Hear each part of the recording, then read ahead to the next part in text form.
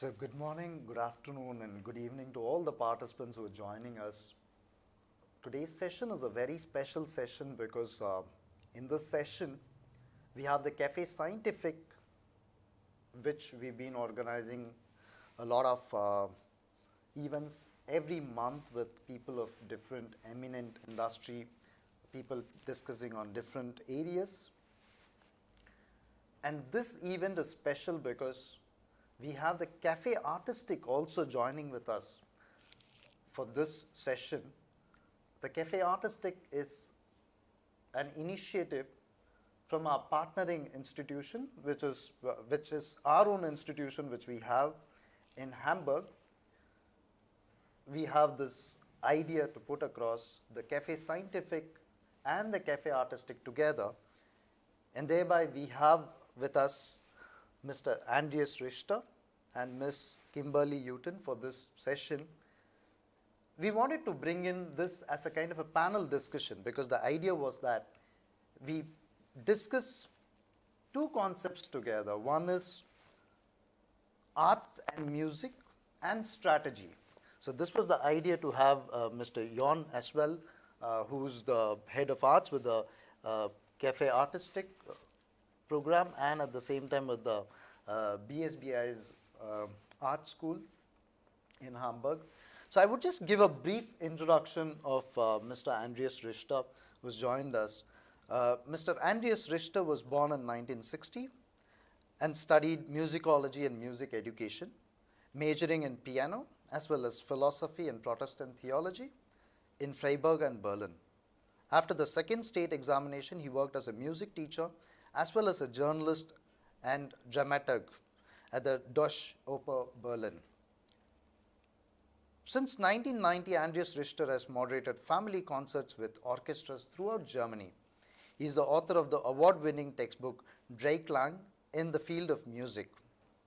From 1991 to 1993, he was the managing director of the German Critics Association.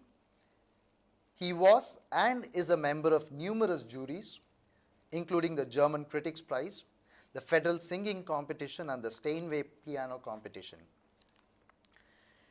He was responsible for setting up all of the youth and young talent work, has moderated over 50 concerts there in recent years, as well as for the planning and organization of all the concerts, from the symphony concert to guest performance and the gala concerts in the Berlin Waldbühne.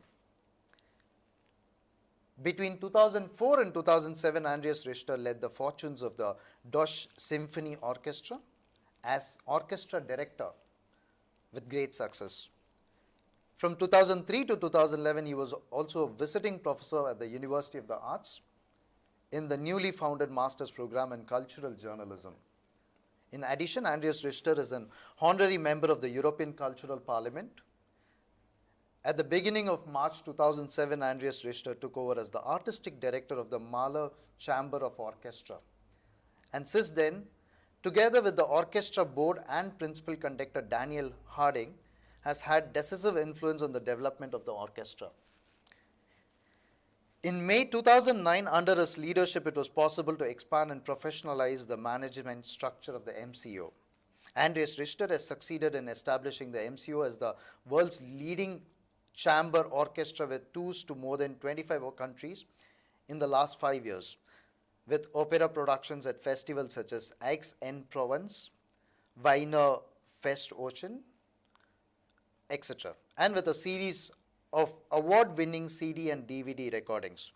Artistic connections to conductors such as Abado, Harding, Baules, Salonen, etc. were started or expanded.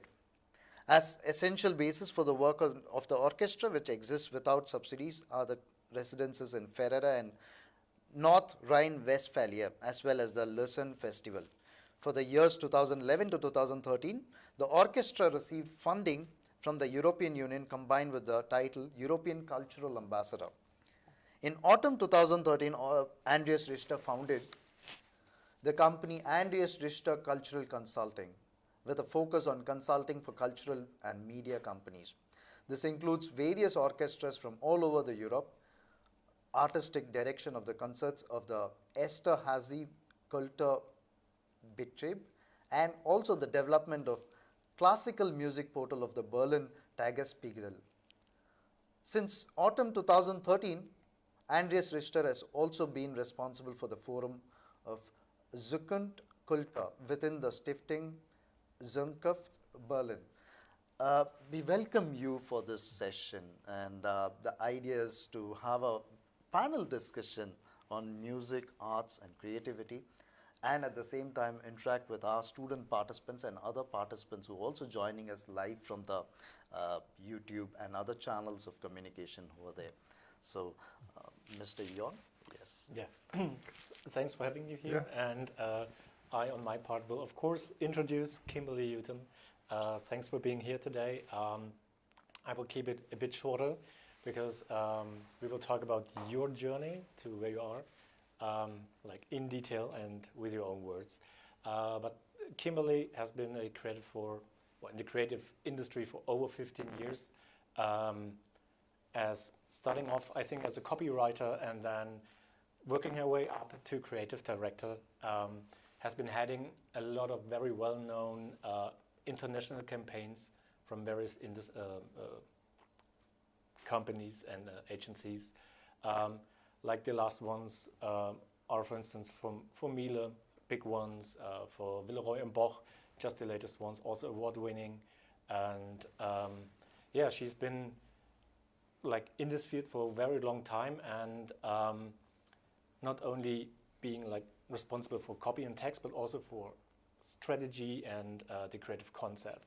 And here today, she is as a creative strategist from Anthony, which is a large German. Is it international? We're international. International agency. Yes. Yeah. Which has a lot of well-known clients like Mercedes-Benz, Katjes, Vodafone, and very new, the Aldi Group, North and South. Yeah, and we welcome you here, having you here in this panel discussion, and we are hungry for insights as well, and happy to have you here, and I'm very, very anticipated for the discussion we will have today. So, if I can start, I already kind of teased it, Kimberly. Your journey wasn't very like direct. So how was your journey? Where did you start it off? It was a bit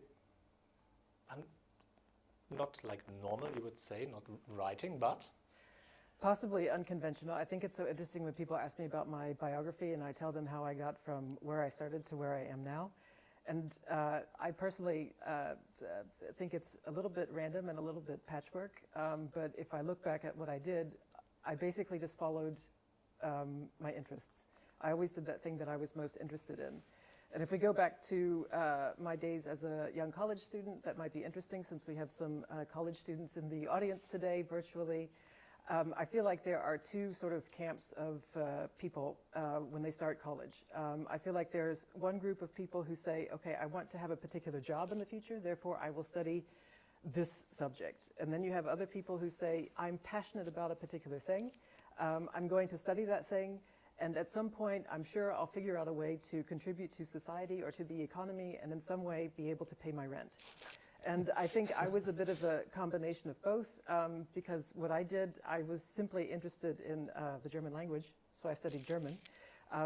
But it was also a little bit with the idea of wanting to somehow get into media as a bilingual American, which is actually somewhat rare. 1 in 5 people in the United States can speak a second language fluently, so I thought, I'm going to be a rebel, and I'm going to learn another language. And I thought, like I said, I want to do something with media or journalism one day, but funnily enough, as I was on this journey in the United States, I found out that at American colleges, it's difficult to actually find an academic program just on journalism. We have media theory, media studies, you can study politics and combine it with something else and then find your way into journalism. But what I think is so interesting is that at elite colleges in the United States, journalism is considered a vocation, so to speak. So they don't want to teach you that job, they want to teach you how to think. So I put together a sort of a curriculum that suited me. I finished college with a degree in German literature and worked my first job. That's how I sort of tried to get my foot into media and journalism, was to actually work in radio. So my first job was actually as a news announcer, and that's how I learned that I'm just very passionate about storytelling. And that is something that sort of that was with me along the way. Through various different contacts that I had, I found my way, first of all, to Hamburg. And when I first arrived in Hamburg, I did a number of different things that somehow had to do with language, storytelling, media. So I worked as a translator, I worked as a teacher, I worked as a copywriter, and I worked, interestingly enough, that was sort of how I got into advertising. I worked as a translator for international advertising agencies in Germany. And I had a lot of fun doing that, and somehow it fit all of my interests and all of my skills. But of course, if you had asked me when I was 15, what do you want to be when you grow up? You don't know that that job exists. You just kind of like, you improve upon your skills, you pursue various different things, and somehow, at least in my case, I found a niche to sort of dive into and, somehow work my way up. So like you said, I got my foot in the door at advertising agencies, started as a translator, but then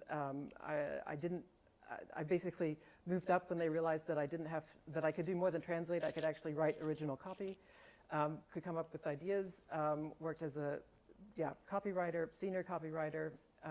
Then I was a creative director along the way. So some of the agencies that I've been at, some of you may have heard of them. Some of them might be interesting for some of the students in the audience to look at. I started at TBWA. RAP was my next station after that. Then I went to Deep Blue. That's where I became a creative director. After that, I had been in the advertising world, maybe like 7-8 years. And if you speak to anyone in advertising, that's about the point in their careers when they stop for a moment and they say, does this really have any meaning? Is this what I want to do with my life? Who's listening out there? Can't I do something else with my skills? So I took some time off. I actually did a master's degree then in law and business at Bucerius Law School and WHU in Vallendar. It's a master's degree that's recognized jointly by both.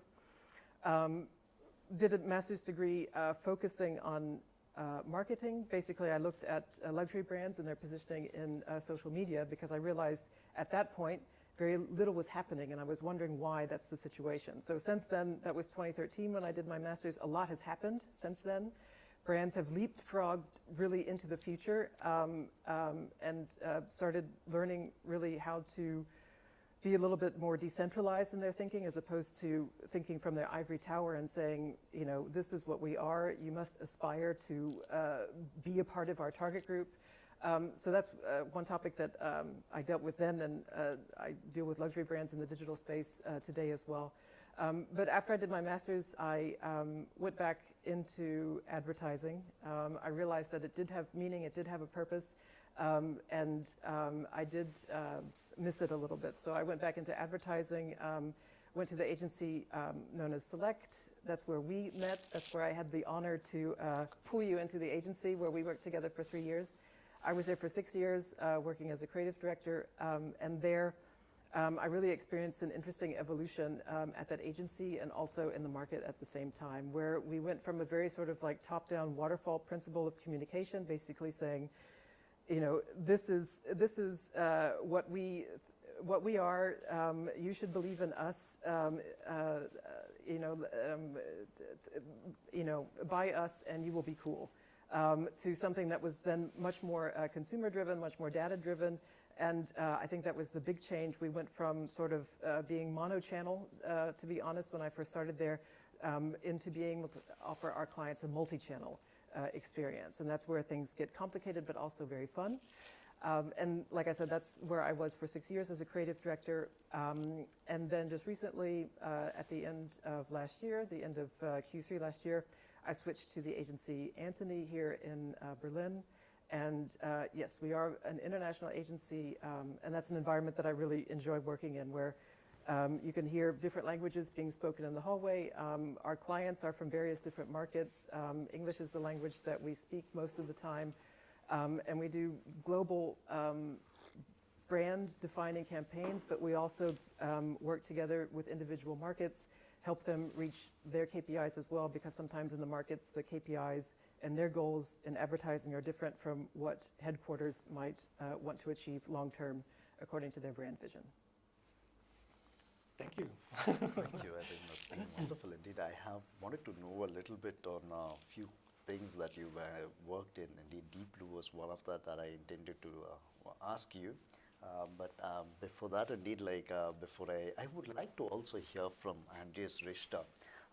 We would like to know, indeed, just to share you this, the idea of this is we have different participants who are here from business school background, from the art school, our own BSBI's art school, who've also joined this. What we would like to hear is right now, the idea behind Andreas Richter Music Consulting, and at the same time, the music as an industry. What made you come into this industry? Oh, yeah. I tried to figure out some things. Could talk some hours about that, but yeah, you could see, of course, music and arts as something what has nothing to do with economy, what is just for, having, you can hear music, so this is in principle, not something related to economy or to business. The difference between the mind and the heart. Yeah. This is the emotions. So music is just around us. Music is, since men and women are talking, they're also singing. Music is kind of a communication between people, also between animals, by the way. So music is something what is kind of, it's a part of our life. It's a part of human being. But of course, I'm not here to explain to you what music is. But having said that, music, of course, has very strong economical aspects.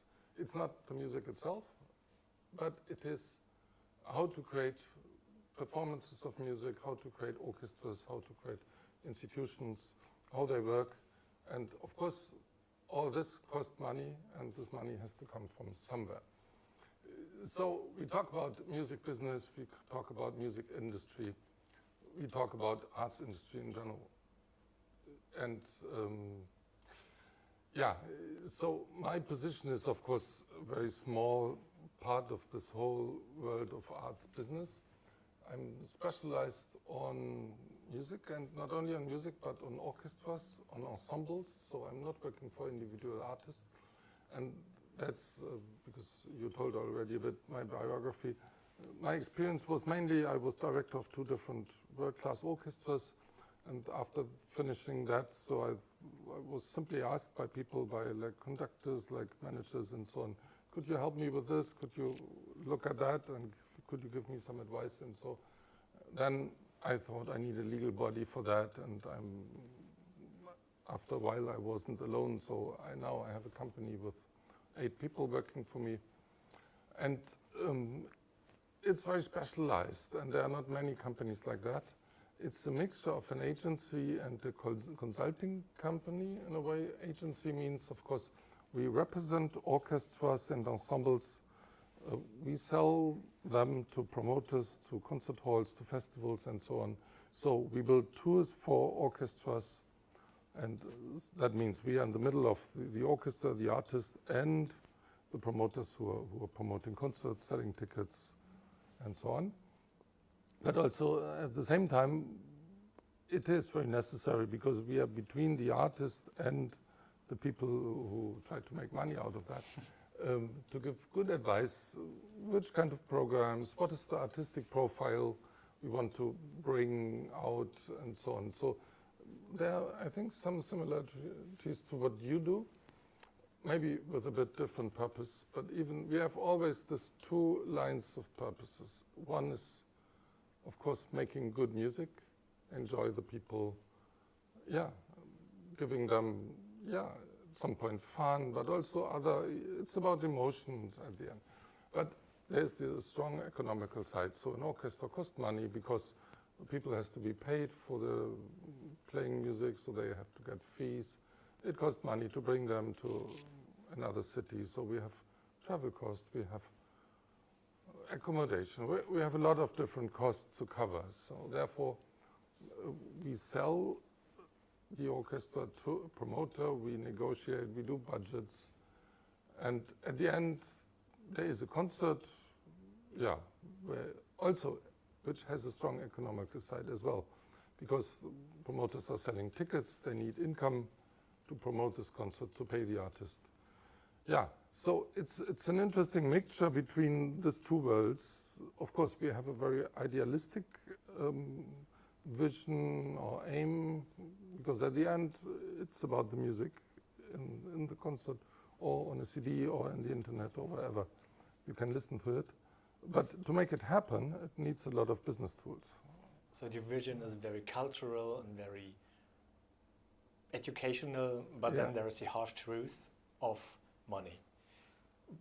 Yeah. Basically, yeah.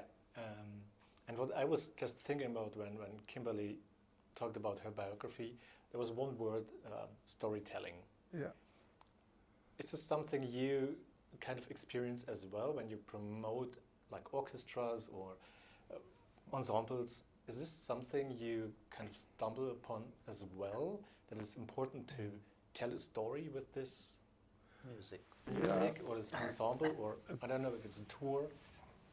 I would say yes, and it's on two levels even. I think one is very similar to what you're doing, because to sell an orchestra to a promoter needs also exactly what you do with the business brands you work for, like Aldi or whatever, because everybody wants to buy an orchestra where he's excited about. So it has to be a good reason to buy this orchestra and then not another one. So we have to talk about an artistic profile, what is determined by, sometimes by people like famous artists, conductors, sometimes by program, so which pieces of music they are playing, but also what is the profile of an orchestra, what story is behind this orchestra.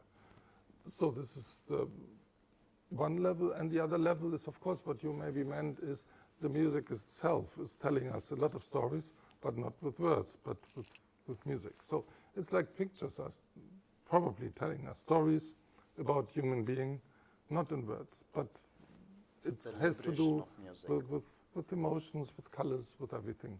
And music is something what is very complex. So if you're a musicologist, you can do good analysis and find out many details about the composition, the form, the structure, all those information.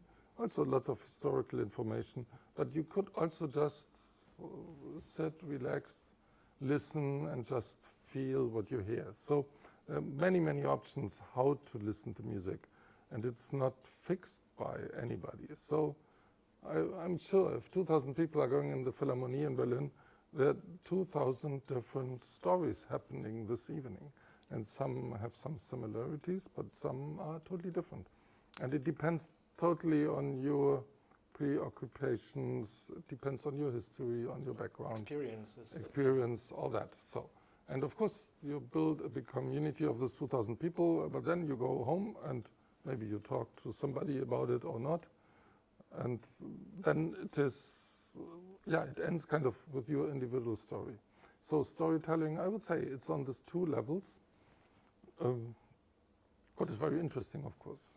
Yeah, I find there's a lot of beauty in this, what you just said, that like you have like one piece of music and these 2,000 or whatever different stories that come out of this, and they, like with the similarities, that's like, because I'm from an advertising background as well, and it's also like, oh, that's a brand image that's kind of building there. If you have this orchestra which is known for certain music, for instance, or a certain interpretation of music, I find beauty in that. Yeah. The liberation of the soul. Liberation of the soul is what is seen across, and for that there has to be a passion that's completely lost into the beauty of it. And indeed, like asking you, Kimberly, because you mentioned downstating you have a Deep Blue, and Deep Blue is the artificial intelligence, the organization. The agency was named after that. The agency was named right, after and this. that's also part of our sort of brand history, our profile as an agency. Exactly, but and how have you seen this? Because advertising industry is not just any longer something which is an advertisement which is played across for a 20-second or a 9-second which is there. Now it's beyond this. The evolution has come inside where it's from the image building to promoting the brands in such a manner using the data analytics. Now, how do you see this across this journey of yours and what you have witnessed with the industry? How have you seen this? Yeah, I think you really put your finger right on the point that has actually changed the most in the last 15 years. Like you said, it was a bit easier, I think, for marketers and for brands back then. Like you said, you talked about the 20-second commercial, the 30-second commercial. So many things have changed since that was the main, the main cost factor in your budget. So that has changed. Basically, the consumer journey has many more touch points than it did 15 years ago, and the consumer journey is something that I deal with quite a bit as a part of my work. And speaking of the consumer journey, that's basically, in retrospect, sort of redefined how consumers define brands, or how brands can define themselves, or how people, I guess you could say, perceive brands. Because a brand is no longer something that they say they are. It's a brand is no longer, the core idea of a particular creative campaign. Rather, the way I like to define it is that it's the sum of your experiences across the entire sales funnel, as we call it. It's the sum of your experience across those different touch points. And when I was listening to you talk about the experience on those two different levels, I thought, this is one of the most beautiful ways to describe the sales funnel. And I hate myself for even putting the orchestra and the sales funnel even in one sentence, because I really don't like doing that. I don't think you can really apply general marketing principles to the world of the arts. Sometimes I think that you can borrow from them and help basically to solidify the experience as you go through. But speaking about the sales funnel and the consumer journey, I think that's something that, like I said, it has to be in everyone's mind, both in the mind of the client, or the mind of the brand managers, and also in the mind of the agency creative strategist and the agency as a whole, because it influences so many different things. You have to first of all understand, okay, is the core creative idea, this brand campaign that we're working on, is it something that can only live as a 20-second commercial, or is it something that has legs that can be translated into various different formats as we go through the funnel? Maybe, since I've said the word sales funnel so many different times, it's interesting for the students to understand maybe what that is in a few different steps. There are many different vocabulary that you can use to define it, and there are many different phases that it can have. If you boil it down to its three very basic elements, you could say it's the catch, connect, and close phase, where you catch people's attention, thank you, with something that has power, something that is a very catchy, attention-grabbing piece of creative work. It's in the channels where you would use to create awareness. In the connect phase, that's where you would then support that idea with advertising, or with formats, or with information that allow you to learn more about what just piqued your interest. And then catch, connect, close. Close is where you would hope then to convert that target group, or that particular person, that fan basically, into a buyer. And that's basically the sales funnel. It's very most essential elements.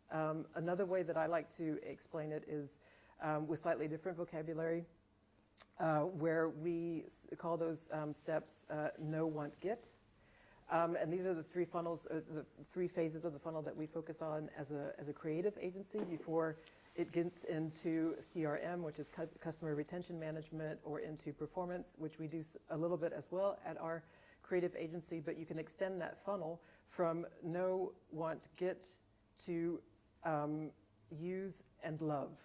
And I like calling the last one love, because that's, after you've basically had a consumer sort of follow you from that first sort of big bang moment when you come out with the new campaign. They've decided they want to learn more about what you have to offer, then they decide to get it. And in the use phase, they basically form their opinion about it. And hopefully they have enjoyed it so much that they love it, And then once they love it, they become sort of a brand ambassador. And again,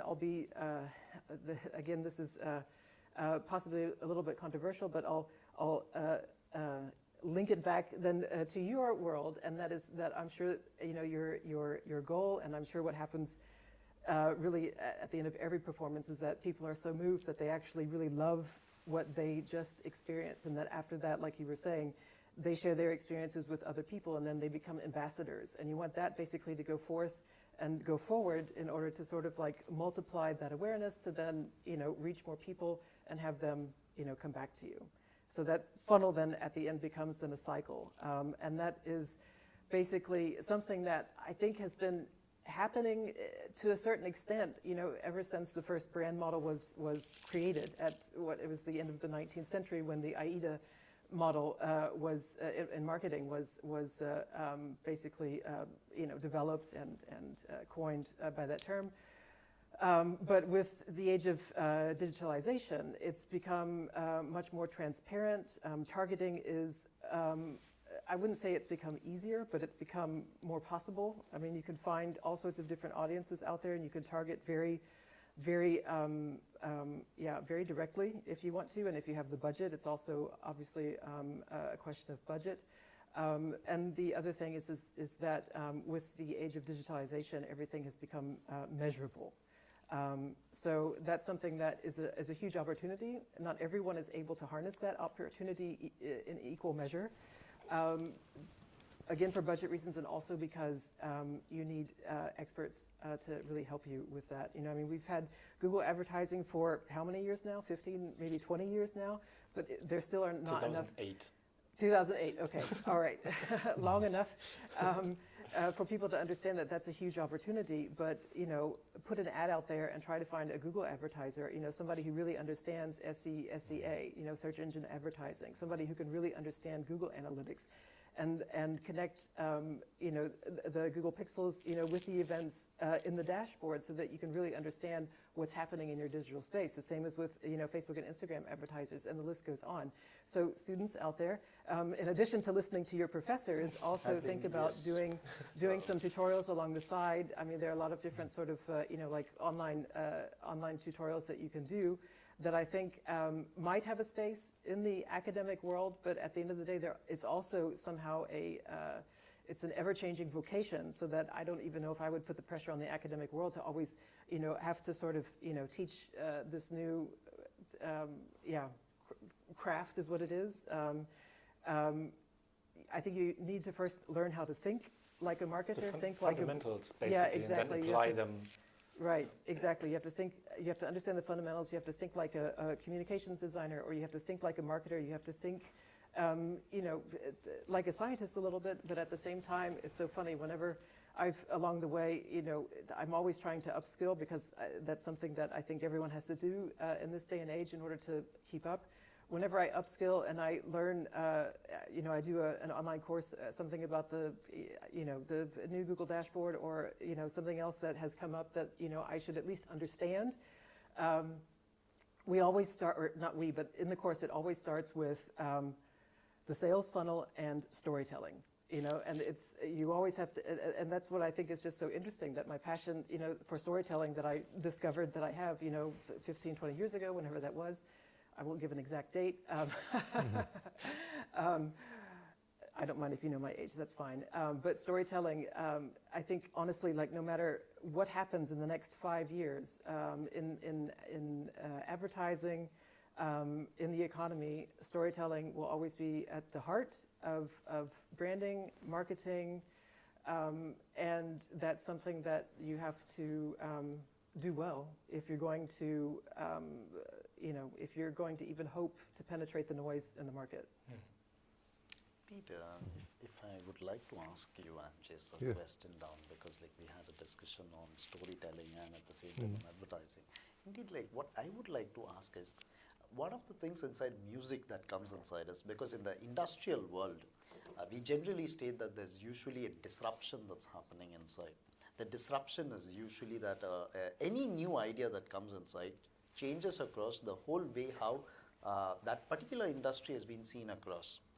In the music world, because music is something that's been there for ages and ages and ages. Now, has there been anything that's disruption? Is there a music disruption that you see across that the style or the art of music is changing with time period. Do you find it any kind of disruption in music? Yes, of course. I mean, looking back into the history, we had that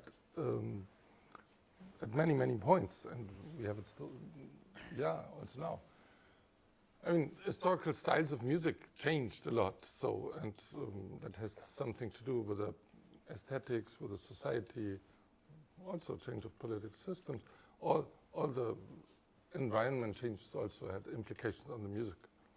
And I mean, we can't look into the future, but I'm sure music will change again and again and again. And if your question is more about orchestra, do you also find a disruption in the orchestra or the style of... I mean, you could say disruption, you could say more development. I mean, orchestras 250 years ago were very different to the orchestras we have nowadays. So much smaller, different instruments, different style of music they played. Also the economical side 250 years ago, the orchestras we had in that time were financed by the state, what was a monarchy, so by the king and so. And also the audience, that was not just normal people from the street. They couldn't enter an opera house. It was just people from the upper class and invited people and so on. And then we had the French Revolution and all what followed. And then we had the civil society coming up, building their own institutions like orchestras. Nowadays, also the systems are very different. In Central Europe, mainly in Germany, Austria, the big orchestras are funded by the state, paid by tax money, or by radio. But in America, for example, orchestras are not paid by the state at all. They do a lot of fundraising. It's mainly private money. It's a totally different system how orchestras are financed and managed in different parts of the world. So there's a lot of disruption going on. I would say there is not one idea of orchestra what is neither historical nor geographically constant. And which system do you feel is much more better? I mean, you mentioned that inside the US, it's more across where a private or a revenue generation is private. Now, inside Germany, it's more like a state support is there. Now, which one is betterment for the music industry that you see? You can't say better or worse. It depends really on the environment. I mean, it's not only music or orchestras, it's also other forms of arts. I mean, we here in Central Europe, we have the idea that this is something what should be open to everybody, what everybody should attend. Of course, you have to buy tickets, but tickets in the US are much more expensive for it. And you have much more orchestras, concerts, opera houses here, for example, in Germany, Austria, and the countries around, than in the US or in other countries. So it's part of our cultural history and tradition, and therefore there is a big agreement also in the civil society that this should be at least partly financed by the state. And that's different in the US, for example. So you can't say better or worse, it's part of a big ecosystem where culture has its own place. But it's the same with museums or with other forms of arts or theater play and so on. I'm sorry. But if we talk about what you said also, the development of the last maybe 10, 15 years, of course, we have the internet, we have digitalization. And especially the last 2 or 3 years, starting with the pandemic, there were big changes again, probably, and this maybe also in your field. And yeah, we have to see what it will bring into the musical world as well. So it might be a disruption even, because we have now so many options.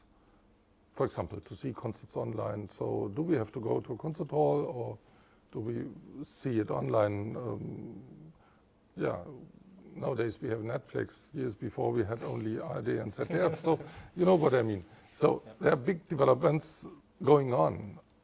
We can't anticipate how it will be in 5 years or so. And like beautiful collaborations, like today could have musicians from all over the world playing together at the same time or not at the same time, and creating one piece of music together, which Yeah. has been not possible before, right? Of course, playing really together is still complicated because of the delay. Yeah. There's some systems you can try to do it, but it's because the acoustic signal is slower than the visual signal. So that's a technical problem. What might be solved at some point, I don't know. Yeah, but of course, for example, Berlin Philharmonics is maybe the world's best orchestra. They have the so-called digital concert hall. So all concerts will be streamed worldwide. And they have, in this time of Corona, I think they doubled or even tripled the subscribers of this. So people all over the world are subscribing that. And so they can reach much, much more listeners online than in their own concert hall. But of course, they need to play the concerts live, otherwise there is no footage, no material to broadcast. So it's, but it's a new balance between... And it's also a great opportunity because you have been talking about the expenses you have for like travels, accommodation, and so on, and being able to stream online. I mean, gets rid of that. They only have to play like one concert in Berlin live and can be seen and heard all over the world without traveling. Yeah, that's which true, is of course. A great change. But, yeah, it's a great change. But on the other hand, I think we don't want to kill all the local orchestras, which has a very important it's a different experience in the cities, in the society, just because some super orchestras can reach everybody worldwide. So it will be a new balance, maybe, but as we have, I mean, I say we, it's always an agreement in the society what we want at the end, but if we think it's important to have not only concerts online, but really in every town, musicians playing live, you could see them, you could meet them, talk to them, then we should be careful with overdo this digital concerts. But I want, if I may, to put a finger on another point. Because you talked a lot about storytelling, and you kind of compared that. But I wanted to make clear that there is also a big difference, probably, because the stories you tell, you said at the end, so it's about that somebody is buying something. If I understand you right, so it will be a buyer, and at the end, love what he's buying, but it's still the purpose the companies are asking you to work for them is because they want to sell their products. I could say yes and no. Yeah, and music is something different, of course. The main goal, the main purpose, of course, we need to sell tickets to finance the concert itself, but it's not at the end to make profit in a way like your clients might want to have profit. And that's an important difference because the stories music is telling or the orchestras are telling are really totally open, and it's not that it should end being a fan of a company or a product or something like that. So art is something what is also, it could be very strange and difficult. It's not only the beauty of music. It is, I mean, this I would say is even a bit more entertainment than arts. So there is a small difference. And arts could be something what is strange, what is difficult, what is challenging you, what is showing you the dark side of human being and all those aspects. And so it's not always easy, but it is something what people might need also in difficult situations. Or so it's much broader than just attach people or get their attention for a purpose like buying something. You might have a different opinion, but no, no, I don't have a different opinion, but I think I have to qualify as well what I just said. You know, I mean, I think I maybe spoke a little bit too much about actually conversion, so to speak, in the sales funnel. And when you talk about conversion, then what people think initially in mind is, okay, then I want to buy something. Basically, in marketing terminology, a conversion is not necessarily a purchase. It basically means that some sort of change takes place. There's some sort of transformation. So I can transform someone who previously was not a buyer to a buyer, but I can also transform someone who didn't like my brand or didn't understand my brand into someone who liked my brand and understood my brand. or a conversion might also actually be a change in sentiment. Creating a value. Exactly, creating a Creating a value value. for someone. Yeah. So Yeah, there yeah, are two. of course. Yeah, of course. Yeah. No, Yeah. I mean, again, you know, I'm not. I don't think you're wrong. I think it's very, very important to make that differentiation because as I said, you know, I'm very loath to equate the sales funnel to the experience that you just said. They're very different, of course, but there are some similarities just because we're talking about humans, and there's a human, there's an essential human nature, whether you are a concert goer or you are somebody who loves finding the best bargain. Again, you know, we don't want to throw everything into the same melting pot, but there are two points that I want to make, and that is that one thing that I really like that you were saying about, you know, the work that you do is that you have to understand what your profile is. You know, what do you stand for? And I think, you know, I would not be a credible strategist if I said, okay, come to me, dear brand, and I'll get people to buy your product, because that's not what it's about. You know, that's not what brand strategy is about. Basically, the very first thing we do is to help a brand understand who they are and what their purpose is. You know, and so, I mean, if you look at various different brands, you know, like Airbnb, for example, it is not, okay, we'll help you find a bed in some strange city. If you look deep into their brand, they speak to a particular human truth. I mentioned truths earlier.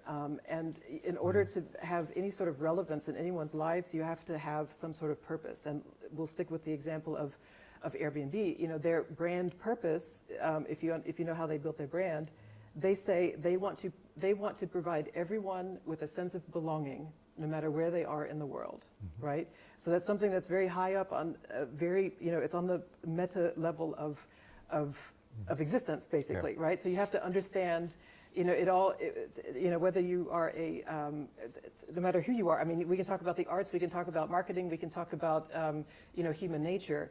Everyone wants to understand why they or why someone else exists. What is your purpose? And that's something that speaks to you know, a need that we all have. And then the other thing, what I want to talk about is, you know, when we talk about, again, about conversion, you know, the goal is, like I said, not always, that doesn't always mean get people to buy something. We recently did an activation. You could call it a campaign. I wouldn't say it's a brand campaign. I would actually call it a social media activation. That's what it was, basically. And that was something that I'm quite proud of, everyone at our agency is quite proud of, and that is the hashtag Zusammen gegen Corona.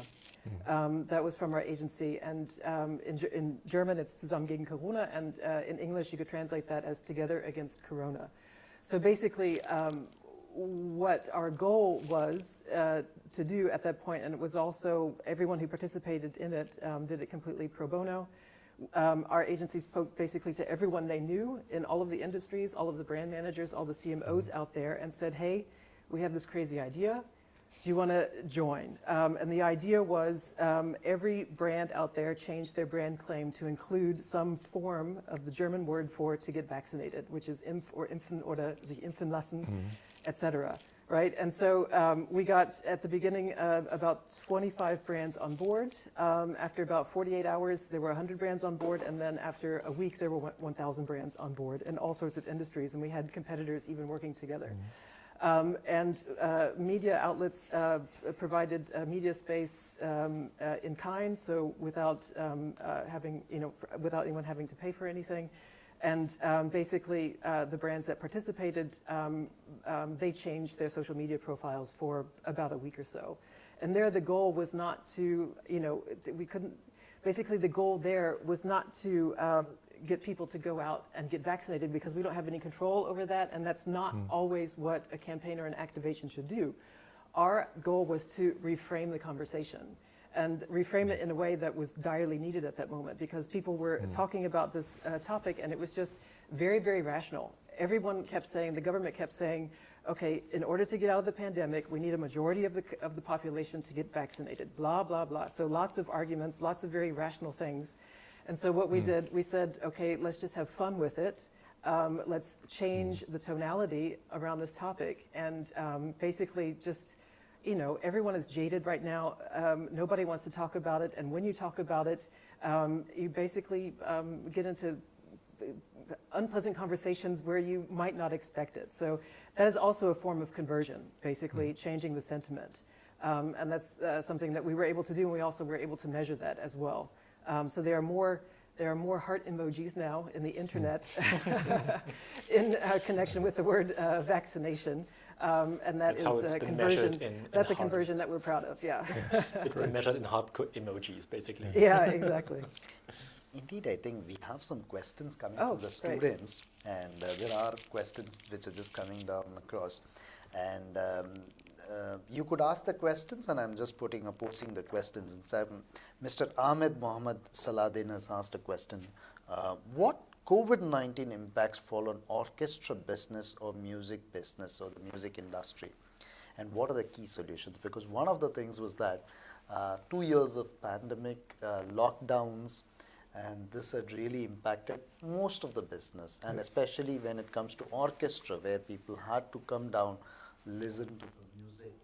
This industry was really impacted because people could not really interact. How do you see this impact which fell on the music industry and the economy behind this as well? Yeah, I mean, the impact was enormous on very different levels, and it's still going on.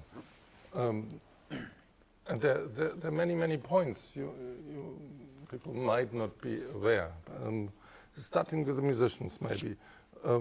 We had the experience that, for example, if you play a wind instrument or brass instrument, so you throw out air, and that is a risk, of course. So if you're infected,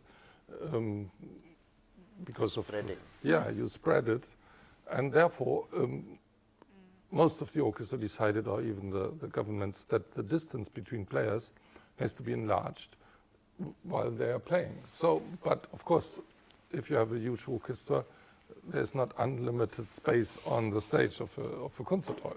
So that was one point. So the infection, even there were some, I think it was only weeks in Berlin, because the protest was quite big. It was forbidden to sing. Of course, you could sing in your home, in your living room, but in churches, in schools, everything. Then they put it a bit different, so you can only sing if there's distance, if you have air condition, if you're tested, and so on. And so also the story of Corona was, of course, at the beginning we had nothing, we didn't know what it is. Then it was said masks are not helpful. Then they decided masks are helpful. Okay, then the next points were testing, vaccinations. So all the steps, and that means, or that meant all the rules were changing constantly. And also concert halls, for example, then there was a period where they said, okay, in a hall of 2,000 seats, we can only let in 200 people or so, or then 500, or with masks, or they have to wear the mask while going around, but sitting on the chair, they can put the mask off. So thousands different rules. And in Germany, as we have this federal system, in every region, we had different rules. What made it very complicated for orchestras also to travel and to go. So it's a long history, and it would take some hours to tell every aspect now, but I can say it was infecting the orchestra life and musical life a lot. There were months, I think last year it was 5 months, 6 months, where concerts could not happen, where it was really impossible to do concerts. And then it started step by step. Last summer was better, but also all the planning was really chaotic, because you couldn't know if, normally you have a forecast of 1 year, 1.5 years to plan a concert, to engage the artist, to define the program, to sell tickets, all those things, to prepare things. But there was a period where you did not know if a concert in half a year could happen or not. So then many festivals closed, moved their program for 1 year later, and then they found it's still not possible to do it, moved it another year. So the planning process was very chaotic. Normally we have a long-term, short-term, or that, and that was all a big chaos. So, and it is still a bit like that. I mean, planning now, the long-term planning is working like usual, but the short-term planning is still a problem. And also, in the last 2 months, the main problem was not that there were restrictions, the main problem was that musicians got sick because so many people got this virus now. And in an orchestra of 100 people, if you test them in the morning, you have 1 or 2 positive cases. So, but then you can't replace everybody by somebody else from the street who has not rehearsed, who doesn't know the piece, and so on. So that was another complication, a lot of trouble for the orchestras to organize or reorganize concerts. And this is still the case at the moment, that an orchestra is happy if a concert can happen and everybody is healthy. Then another aspect is that, of course, and I think I said it already, as the pandemic started, concerts were forbidden. The orchestras were able to play in a way, and a lot did productions in the internet, streamed concerts, did also very special productions, which were really good and touching. So not only film a concert, but do it in a very creative way, created programs which were especially created for internet broadcast and so on. There were also programs from the state supporting this so that musicians could be paid for a defined time, that they produced something. But now I think we are a bit tired of all these online concerts because there are a lot, we can't see them all. And it's going back a bit again, and we will see what will survive now, if there's some interesting ideas which have really relevance and could be transferred in a time after Corona. It's still a very chaotic situation, I would say. So it's still not come to the normalcy. No.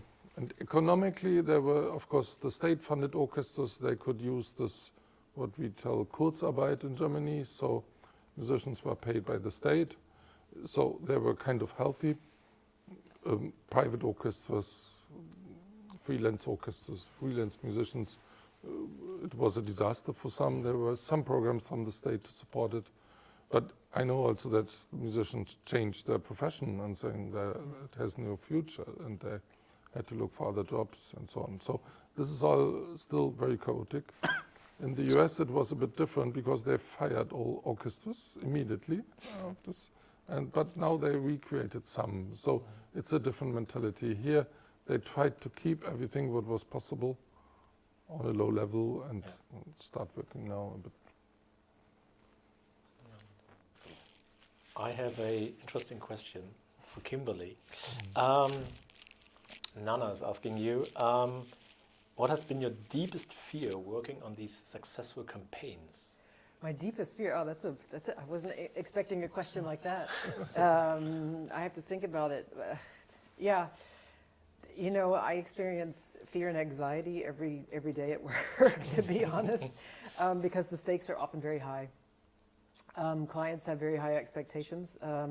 Part of our job is also to manage their expectations, but I think at the beginning of every project, I have a very deep fear that I won't come up with anything. I think it's I'm exaggerating just a little bit, but you know, at the beginning of a project, at the beginning of a brief, you're faced with clients' expectations and their goals, and you have in front of you basically a blank piece of paper, you know, and you can fill that paper with various different methods that you've perfected over the years. You know, creativity is something that is subjective, but at some point you have to understand what ideas can I offer if I don't have any ideas at that moment. So you sort of have to rely on muscle memory and rely on various different techniques that you've learned along the way to help you sort of conjure up the right ideas. But I think in general, in order to fight that fear, the greatest weapon really is curiosity. So at the beginning of every project, I always do a lot of observing. I look at what a brand has done in the past. I look at what the competition and what has done, what's happening in the market. But I think I also am very curious I'm very curious about what the client's goals are. So, you know, I've moved from working as a creative director to now actually being a strategist. But I think in both disciplines, it's very, very important to listen and to do some really hardcore listening to understand really what is the client saying when they put these goals on paper. It could, there's a motivation somewhere behind every briefing, normally a complex sort of system of motivations that have to do with the company's goals, with your client team's goals, and you have to basically take all of that apart and then engage in conversation, with your client and then with your colleagues. So that basically, I think I have, basically a moment of fear and shock at the beginning of every project, but I think that's quite usual. It's not because. Especially if it's something completely new, right? Yeah. It's a new field you've never been exposed to. Yeah, sure. Completely new client. Sure. And I think I think as you gain more experience, you're able to manage your own fear. But I think it's also important to have a little bit of fear, because if you have fear and if you're nervous, that means you have respect for the challenges that have been placed in front of you, and that means you have respect for your client. And it also means, and that's very, very important, you have respect for the target group out there. The people that you're actually working for at the end of the day, and actually maybe want to help. And so I think the other deepest fear, again, such a fascinating question. I was expecting different questions today, but the other fear would be then right before the very first presentation, because that's where you realize, Do we fit? Yeah, was that right what we did, or basically was that not quite right what we did? But even that, I think, is also changing as the industry changes just a little bit, because there's not as much of this sort of like top-down approach or process really anymore. It used to be the situation that an agency would get a briefing, they would disappear, they would go back into their cubby holes for 3 or 4 weeks, they would do their magic and they would come back and they would say, ta-da, these are our 3 routes. Please tell us you love them all. I'm exaggerating. I know I sound a little bit cynical, but I'm really not. But that process has changed because it had to change. There's a lot more dialogue along the way. Before we have our first presentation, after receiving a brief, we'll have conversations or checkups, with the client, basically saying, we're thinking about this territory. We're thinking about going in this creative direction. We discovered this insight. Does this fit to what you've been thinking as well? And so that, I think, is, I think that's when. So right before the first presentation, there still is like this element of fear, because you've put so much of your own person into your work. Yeah. But then after that, it sort of dies off, because the first presentation, that's just the very beginning. I mean, there'll be several rounds. We can do, depending on the complexity of the project, depending on the time frame, and depending on so many different factors, we could have 3 to 6 to 9 to 27 different rounds on a particular project. Like I said, depending on the complexity, depending on the importance, depending on the time frame. So So those are the 2 major. Sometimes. What's that? Okay. Sometimes on the client. Yeah. So those are probably the 2 points in time when I guess you could say I have the most fear. Exactly what I'm fearful of, I don't know. It's just a little bit of sort of like that element of the unknown. Every time you deep dive into that, you feel a bit anxious. But then after that, it's just important to focus on intense collaboration and exchange. Indeed, Kimberly and to Andreas, we have quite a few questions which are actually coming down for you from Mr. Aman and from Amit. They have few questions, but before the question, indeed, I want to ask you one more thing that Kimberly, that you put in the beginning. You put down stating that when it comes to brands, connecting is something which is very essential. And we had a discussion on the faculty development series that we had also, where he also put across on the brands. And that was some time where we put this discussion forward, stating that, and I'm also quoting one more thing that one of my students mentioned in a class. She mentioned that there are 3 things that influence people. One of the things is handsome and beautiful people, intelligent people, And the third thing which is there is personalities of people. So these are certain things which attract people towards us, and that's where, if you notice, the brand promotion and the influence is something which is created. So the larger than life personality which has been created across. And the other thing which is generally put across is, if it's an advertisement, we generally state this, that sex sells in an advertisement. That's the usual perception which any advertising has always had across. Do you still see this, that's it's the larger than life image, and it's the attraction which actually is essential to bring the connect with advertisements and with viewers? Do you still feel that?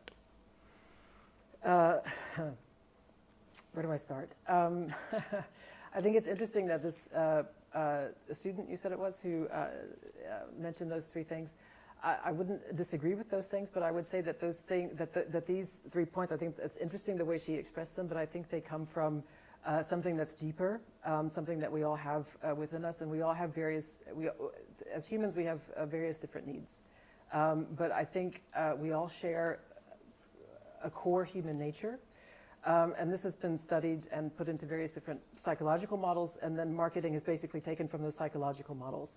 And I think those three things that she, or he, I'm not sure, mentioned, those three things can be put into a framework that brand managers and strategists know about, and that is, actually there are a couple of different models that you can think about, but one is based on the fact that we all have at different points in life a yearning and a need for either freedom, or we need to basically express our ego, or we're looking for social connections, or we're looking for a sense of order.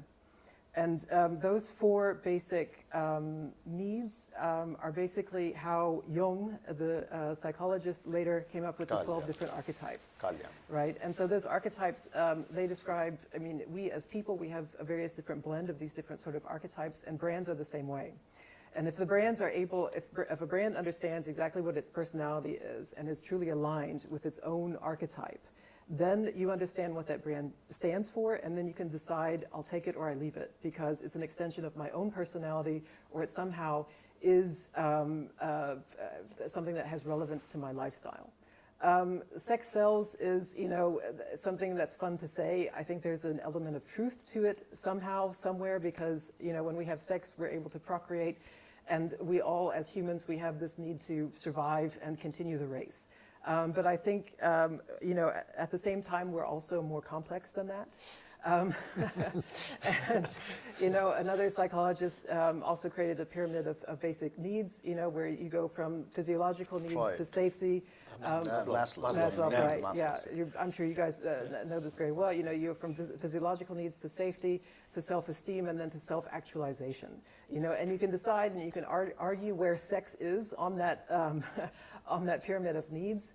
And that's where you can say, you know, I agree, but I also disagree, and you can say that that person is right, but that person is also wrong. It's a matter of you know, the situation, the brand, and what your brand goals are. So, yeah, when I hear, you know, terms like that, you know, it's like any sort of cliche, really. It comes from somewhere, but it's also a lot more complex than that. I think there is a question down for... that's true, right. For Mr. Andreas, there is a question stating, yeah. What are the structural and the organizational developments that push the orchestral business, which includes, what are the structural and the organizational developments that are actually pushing the orchestral business forward ahead?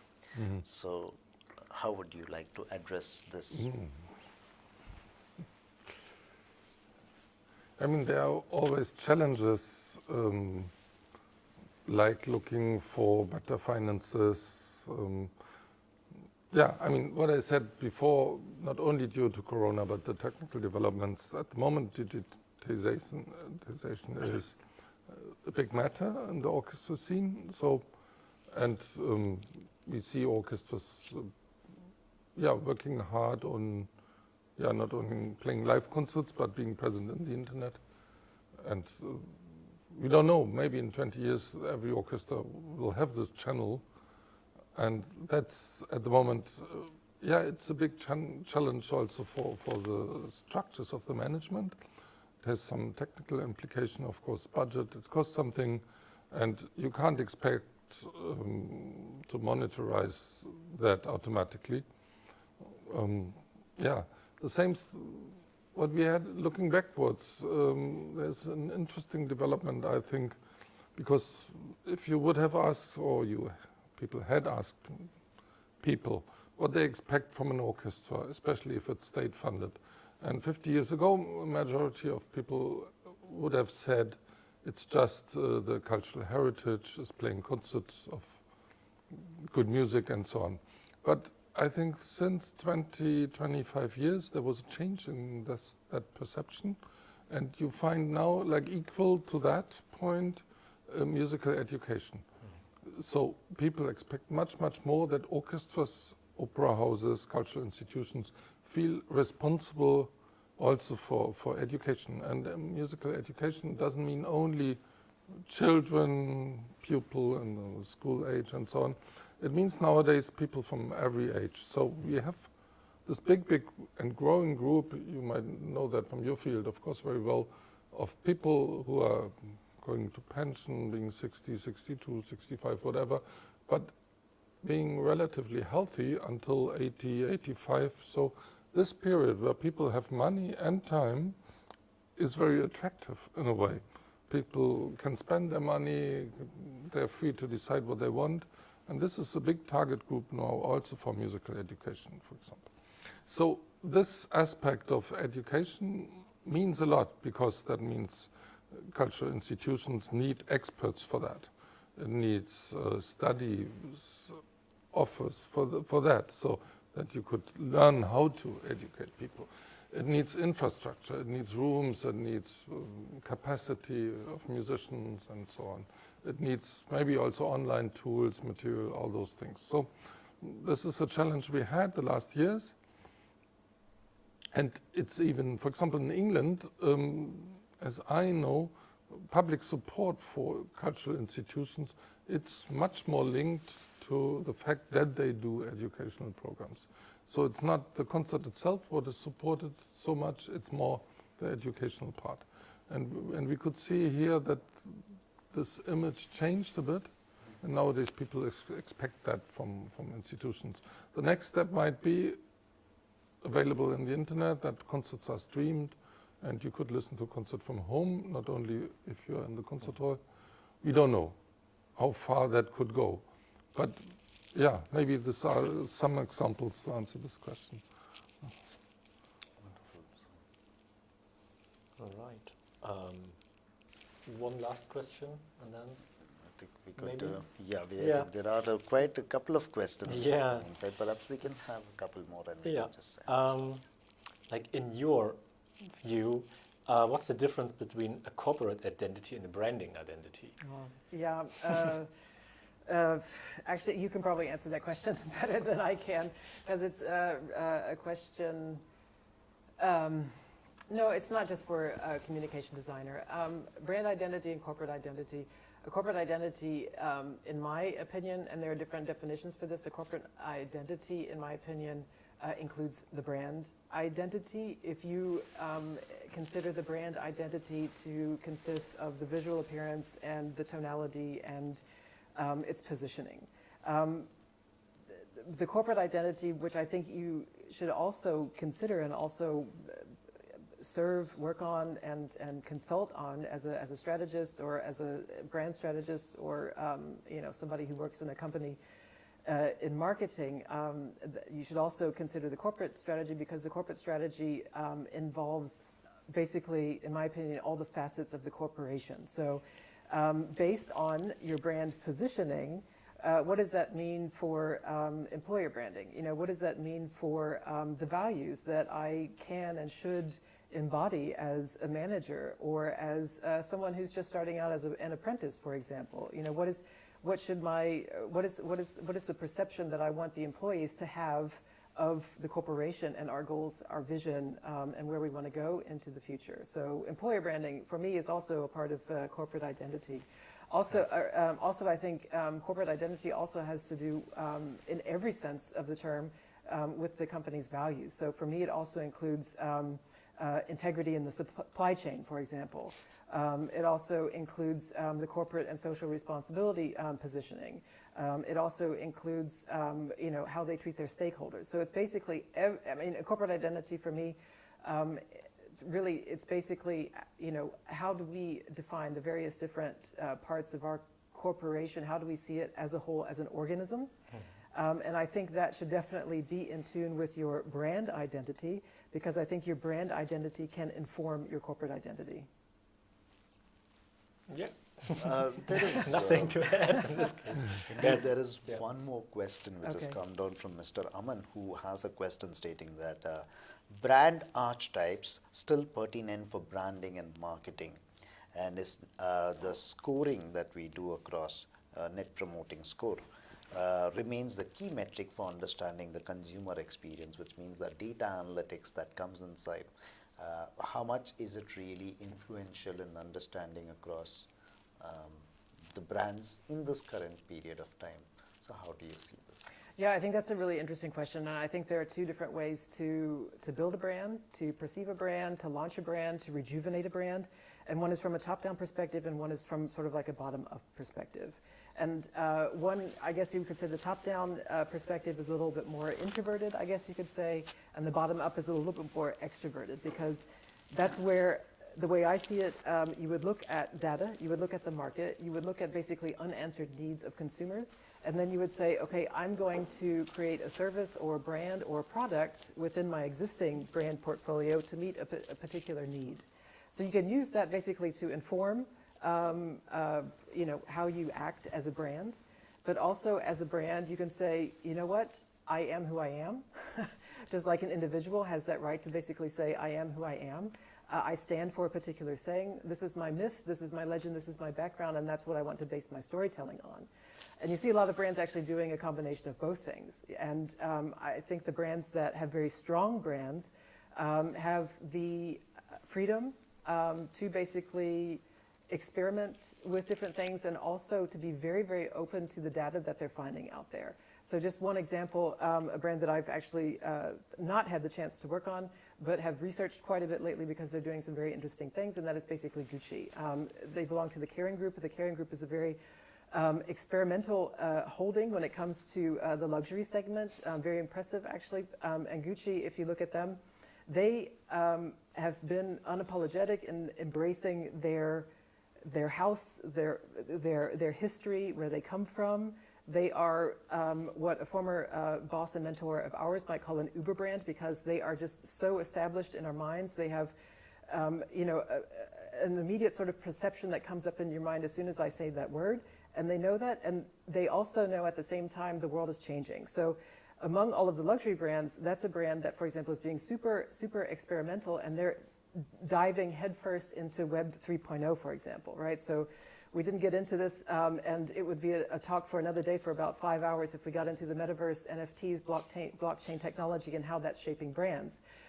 They're being very experimental. They're working together with digital artists. They're dropping NFTs. They're even selling handbags on Roblox. And they're finding out, for example, that they can sell digital handbags for more money than in IRL, in real life, right? So these are all learnings that I'm sure are informing the brand, their core brand essence at the same time and moving forward, but at the same time somehow they're able to still be true to themselves. And this idea of sort of, data, what's happening on the market, I think also raises another interesting point that I think you mentioned early as well, and that is collaborations. I think as we look into the market, we look into the future, 2022, 2023, a lot of what I'm seeing is that collaborations are going to be something huge. And that has a lot to do with, collaborations make so much sense on so many levels, because you can work together, for example, with an artist who has a huge following, right? So they are... Have you, indeed, like, that's where I'm just putting down. Because, like, have you seen the music industry? Yeah. Because, like, from the advertising, have you seen the music industry and ever brought in that, like, the music industry really needs to, the value needs to be shown much more. Yeah, to the people? Yeah, Mercedes-Benz recently collaborated with A$AP the rapper. I don't know if he's a person you've consulted in recent history, but maybe no. Absolutely. I told you in our conversation earlier. I have a heart for the arts, for the for classical music. I studied classical music for a while. Until I was a teenager, my brother and sister both studied music. They have degrees in music, but don't work in music these days. And so I love classical music, and I was, fun fact, the #1 oboe player when I was 13 in Middle Tennessee. I personally have a great amount of willingness when it comes to working together with the classical artists. So we can, of course, talk about that. But I would actually compare the classical arts with some of the classical brands that we have that I've worked for in the past. And I don't think, don't get me wrong, and I don't want to say anything wrong either. I don't think that the Berlin Philharmonic needs to be rejuvenated. I'm not saying that, but I'm looking at some of the brands that have been around as long as that and have tried to look into the future. And they're looking at collaborations basically in order to become more relevant, to be more modern, basically to be more mainstream, to be a little bit more hip hop. And that's one way for those sort of classical brands. Again, I'm not talking about the Philharmonic. I don't think you need to invite A$AP the rapper or Lady Gaga, though I might come. But I don't think your brand necessarily needs that. But that's something that's happening sort of like in the brand world, where brands, when they feel like they've sort of like, they've not been able to keep up, they're able to collaborate. They're able to collaborate with people who are in the charts, and then they're able to shoot forward. So it's not only about giving your microphone as a brand to a collaborator to basically do some storytelling that you could not credibly do as a brand. It's about that, but also there are a lot of practical reasons why collaborations make sense. There's also you can save money on logistics. You can save money on media spend. You basically have 2 target groups that you can speak to instead of 1. You could find the enlarge your target group exactly. Massively. You double your target group and your fan base immediately. So that's something that's going to be definitely coming in the future. And then also, the other thing that right when you talk, the question was about data. Questions. I'm trying to figure out how to link that to something. Is that it's not data? It's digitalization. Something, right? I was sorry. Just so you know how I'm thinking. You mentioned data. I linked that to the metaverse and blockchain technology, and now I'm linking that to Web3 and AI, right? Artificial intelligence. And now in my mind, I'm linking that to what I just read about what's happening in the Chinese market, and that is virtual influencers. Will be also coming our way. So I think you opened one big thing indeed when you mentioned Chinese, and at the same time, this is one of the questions I would love to ask you, because I come from India, and now if you notice, we have a different music on our side. Now it comes inside the concept of globalization.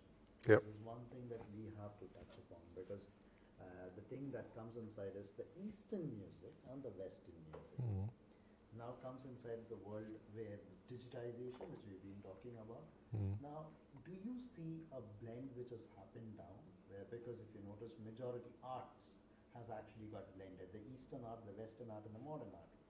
And now, do you find the music also, is there a blend which has come in the Eastern music, the Western music, and a blend? Do you see this change which has happened, or is it going to happen? I think there's a lot of things going on in terms of collaboration, of merging things, developing new aspects of fusion, all those things. And I think for me it's quite open, it's very interesting and challenging. On the other hand, we see the European tradition of this so-called classical music. This is something very, very sustainable until now. But we don't know if that might change. And it even it was exported, not so much to India, I have to say. As I know, I have been in India several times, also with classical music, but it was first Japan and then some years later China. Was kind of, there was a big run on classical music from Europe, and it is still. So in Japan, it's kind of, if you sell, I mean, it's mainly the big names from the last years, not the new ones, but you sell concerts there in Japan, in China, in Korea, on really high price level, and this is something where people identify with, curious. It's curious in a way, because it's not their own culture, but they adapt it. In India, I saw a bit, I mean, the Indian music culture, as I know, is very old, very much into the heart of the people and so on. So it was not so much the fact that the European classical music could just put that away. Or so in India, there are, I mean, you know how big the country is. There are 1 or 2 concert halls in the whole country for classical music, but of course lots of spaces for ensembles doing Indian classical music or pop music, of course. But we see more and more interest for world music, for combining also traditions and players and so on. And I see a big change now in America, because after, yeah, maybe it was even quicker due to Corona, that classical music disappeared a bit, and now some concert halls focused much more on world music, on all those things. And in the background for me, there's a big discussion from very general aspects of our society. Like, I mean, the classical music is really dominated by white men. And this discussion we have here, I think in the US we have it even more, that it's about gender, it's about, yeah, different cultures, all those aspects. And this might change the perception of classical music in Europe as well. We had this discussion for years already, why there are not female conductors. Now we have some in the orchestras. I mean, 50 years ago, Vienna Philharmonic, still there were only men playing. Now that changed step by step. But so we can see that all these discussions in the society have some impact also on the classical music, but with some delay in that field, because it's a very conservative and very traditional part of the culture. So visual arts it's much more innovative in a way. Or the innovative parts of classical music are very much in a niche. So some innovative festivals and so on, but not the mainstream. They kind of split up. Yeah. So Yeah, and also we have this big split in Germany. We talked a lot, not so much anymore, but about E and U. So, yeah, E was ernste Musik, serious music, and U was Unterhaltung, like entertainment. I think we hadn't had this in America, but here it was a bit like it had to do with a bit strange values. I think this discussion is over now. But it was a bit hiding, yeah, also innovation in a way. There was this mainstream classical music, it was very traditional. And of course pop music and rock and all that is much more innovative, but from the classical musicians it wasn't seen as something valuable. So that changed a lot, of course. I think I have a very interesting question with you, because you also are associated with the European Cultural Parliament. And with that coming in said, I have this question stating that how do you find music as a tool for cultural diplomacy? Because cultural diplomacy is one of the things that can blend, even unfortunately, sadly, there's a war which is happening. It's destructed in all the sides. Now, music, arts are the ones that can blend the relationships. How do you see this, that music still needs to go a little more, a yard more, and blend this cultural diplomacy ahead for the future? I mean, of course, I mean, it's easy to say music is an universal language. It has not these borders of speaking German, French, Spanish, whatever. so it could be understood by everybody. It is not so easy, but there is an element, of course, going cross borders. But if we look back in the history also, we see that the musical life already 250 years ago was very international in Europe. There were national traditions, but there was always lots of contact between composers of different countries. So we know Mozart traveled to Italy, to France. Joseph Haydn traveled to London. Handel was born in Germany. He went to Italy first, then to England. So many composers were in touch with composers of other countries, and all these traditions had big influence on each other. So in a way, music was already more European-minded than nationalist 250 years ago, and it is still. And the musical life is very international. We see now with this war in Ukraine that we have hard discussions about Russian orchestras coming here or not. That's another aspect. But in that light, music can go over borders, help understanding people. And what we have really experienced is this great institutions of international youth orchestras. So players from 20 different countries coming together, working on a project, doing a series of concerts. And I think these are really great experiences, help really to develop peace and freedom.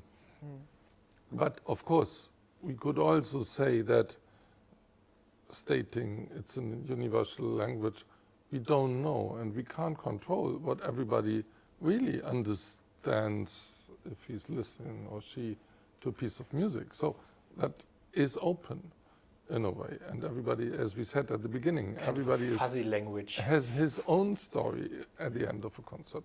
So you can have the feeling, oh, we're all together, but maybe you're not, you don't know. But of course, music is harmonizing and bringing people together, and it has this element of common emotion. Depends a bit on the music itself, but if you have the right music, you could bring people together with the same emotion of happiness or sadness or whatever the music has in it. So, of course, music, culture, arts is something what could help a lot. And it is always used also in that field. So we do concerts of people from different countries if we want to unify them. Pretty clear. So it's also said arts is always maybe the first bridge between also after a war also, or during a war even, that there's still one path of communication. One kind of common soft language. power that can actually influence a soft power that can actually influence the diplomatic channels. It's even more, I mean, music and arts has to do a lot with identity of individuals, but also identity of countries, of nations. It's this cultural identity which has to do with language, with arts traditions like music and visual arts and all those aspects. Yeah, what is clarifying your own identity, and if you have a clear identity, you're able to communicate with others. And if you do that with music, it's always a peaceful way. So I would say yes, it's a very important way bringing people together, and I think we need it more than ever. And do you, if I'm just like ending this question, do you somewhere believe that at some point of time, before a few years back, this music, arts, soft power was much more influential, and right now that's actually declining in the last few years as a tool of diplomacy? I wouldn't say so. I think it's maybe a bit, it's very usual nowadays. We have, for example, we have a European Union Youth Orchestra, so people from all countries coming together every year, working, but also in our orchestras here, we have the Deutsche Symphony Orchestra, where I was the director for some years. I think we have 15 nations in this orchestra, what was quite normal. And people who are doing music together, they are not shooting each other. So it's very simple, but it's also true. And we could see that with the fall of the wall, it was kind of natural to do big concerts at the Brandenburg Gate. Or we had some days ago We had so many beneficial concerts now for Ukraine, even at the Brandenburg Gate and so on. So it is kind of an automatism that people use the tools of music and they want to do something in that direction. And it's a good counterpoint also to what this war. The theme of the protest on Sunday was Sound of Peace. Yeah. Right, so that's, yeah. Yeah, and the reason why it's so powerful is that it's not only you have good thoughts about peace and so on, but singing or making music brings you down in your body and to your emotions. This is something what is very strong and what is moving people and could turn people's mind much stronger than just have a discussion. So I think people are aware on that. It could be used more. We see it's very necessary in this world. Yeah, it's interesting to hear you talk about that, because I was just, yeah, it's a sickness in my profession, but I was just sort of like translating that to not a brand model, but again, basically to our psychological needs. You know, like when you talk about the effect of music on someone, I was just thinking again about you know, the Jungian archetypes and our need. We have, you know, 4 basic needs. One of them is, you know, a sense of order. You know, and when we hear music, we all, you know, basically belong to the same rhythm. It gives us a sense of order. It gives us a sense of belonging. And if you look at the psychological model that Jung created, one archetype that is associated with this sense of order is the caregiver, and among a couple of others. And so it's like this sense of you know, sense of order, a sense of belonging, a sense of everything's going to be okay. That I think we kind of all feel when we have music, which has been utilized just the last weeks. I mean, how many people in Ukraine have sung, even in Kiev, the orchestra like came together on a shelled place, and it gave them hope, belonging, and like you said, like a caregiver, like forget everything will be fine. Indeed, we always put the science and rational arguments, science. It's more aggression, and music, arts. This is more the emotions and what connects. It suits the soul. And at periods of time when there is science and rational arguments and egos, which are right now there.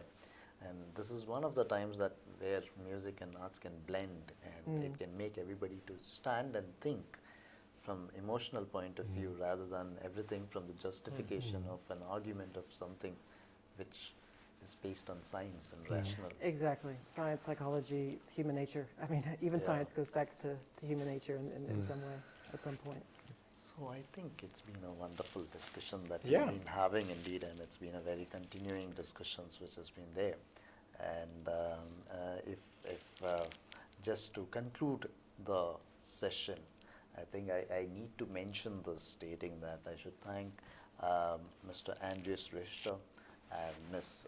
Kimberly Ewton to have joined this particular session, because as I mentioned in the beginning also, this was one of the first ideas where we put across more about the Café Scientifique, which is more on business oriented, and the Café Artistique, which is more the ideas about arts and creativity. We thought, let's blend this together, and that's one nice thing where Mr. Andreas Richter, he was indeed, just to share this, he was in Austria, he was in different places, and then we could really work out what the dates, and we could just carry ahead to have this session with Mr. Yoon also flying down from Hamburg.